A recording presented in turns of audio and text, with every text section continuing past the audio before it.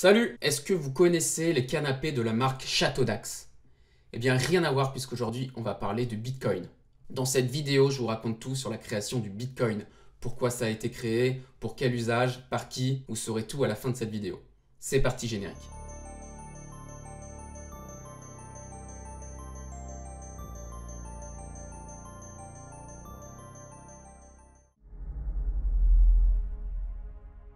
Posons un peu de contexte. En 2008, le monde connaît la crise des subprimes. It was the worst day on Wall Street since the crash of 1987. Let's talk about the speed with which we are watching this market deteriorate. We're red everywhere, essentially, down by 4-5%. We're down over 16%. Dow, at the same time, has fallen about 18%. En effet, la crise des crédits immobiliers est survenue et a mis en évidence la défaillance des systèmes financiers globaux. Cette crise bancaire et financière de 2008 survient après qu'une énorme quantité de prêts hypothécaires alloués à des ménages aux revenus trop faibles n'ait pas pu être remboursés aux États-Unis. Ces crédits ont entaché les fonds d'investissement du monde entier. S'en est suivi une réaction en chaîne qui a entraîné la chute du système financier mondial. Les États ont été contraints à s'endetter pour renflouer les caisses des grandes banques en faillite. Mais dans l'ombre de cette crise mondiale, un individu travaille chez lui à un nouveau système financier. Son projet consiste à échanger de la valeur sur Internet sans passer par un tiers de confiance, c'est-à-dire une banque, un État, etc.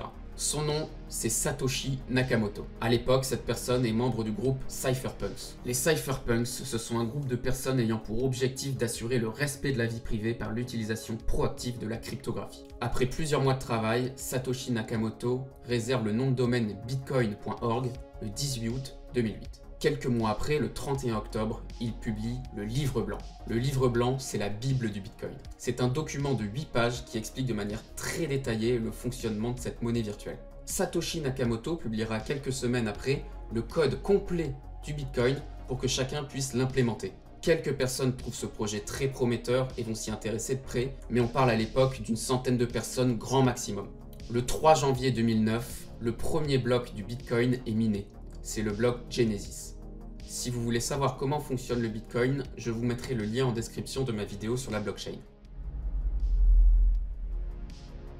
Comme je le disais, le Bitcoin trouve dès ses débuts quelques adeptes. Par exemple, le 22 mai 2010, Laszlo, un membre du forum Bitcoin Talk, va chercher une âme charitable qui lui céderait 2 pizzas en échange de Bitcoin. Un autre membre du forum se trouvait être pizzaiolo, superbe, et lui a cédé 2 pizzas en échange de 10 000 Bitcoins. À l'époque, ces 10 000 bitcoins valaient 25 $. Aujourd'hui, ils en valent environ 40 millions. C'est très cher pour 2 pizzas, je sais pas si vous vous rendez compte. C'est la toute première fois qu'un bien réel a été acquis grâce à de la crypto-monnaie. Mais dans ces années-là, le bitcoin n'est pas du tout utilisé pour acheter des pizzas, mais la plupart des personnes l'utilisant en font un usage complètement illégal. En effet, le bitcoin fournit à son utilisateur un anonymat complet. Et il a été utilisé à l'époque par ceux qui en avaient le plus besoin, ceux qui faisaient des trafics de drogue et d'armes. Look at some of the 13,000 items offered through that underground site. Ultra clean cocaine, clean and real LSD, high grade MDMA, also known as Molly, all with fast and free shipping. Court documents say Silk Road sold $1.2 billion worth of drugs and illegal services in just under 3 years. C'est vers cette époque, en 2011, que le créateur du Bitcoin, Satoshi Nakamoto, a disparu.